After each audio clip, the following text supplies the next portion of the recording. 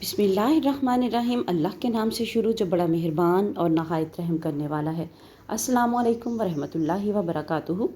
लाखों करोड़ों दरूद व सलाम नबी पाक सल्लल्लाहु अलैहि वसल्लम और उनकी आल पर। मेरी मुसीबत व परेशानी दूर नहीं होती। जिसकी कोई परेशानी दूर ना हो उसे चाहिए ये अमल करे अल्लाह ताला पर यकीन के साथ। सूरह तौबा की आखिरी 2 आयात, इनका वजीफ़ा आप लोगों के लिए लेकर आए हैं। वजीफ़ा कुछ यूँ है, अगर कोई शख्स मुसीबत या परेशानी में पड़ गया है और किसी तरह वो मुसीबत दूर ही नहीं होती तो इसके लिए ये मुजर्रब अमल करें। फ़जर की नमाज़ पढ़कर कुरान मजीद की तिलावत और ज़िक्र में मशगूल रहें, और ज़िक्र में मशगूल रहने के बाद यहाँ तक कि आफ़ताब बुलंद हो जाए। फिर 2 रकत नफल अशराक पढ़ें और इसके बाद सूरह तौबा की आखिरी 2 आयतें 11 बार पढ़ें।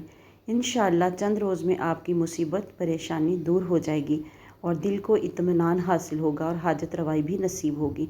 जब भी दुआ करें अल्लाह ताला से खुशू व खुजू के साथ अपने लिए, तमाम उम्मत मुस्लिमा के लिए दुआ करें। मुझे भी अपनी दुआओं में याद रखें। वीडियो अच्छी लगे तो सदका जारिया की नीयत से शेयर ज़रूर करें।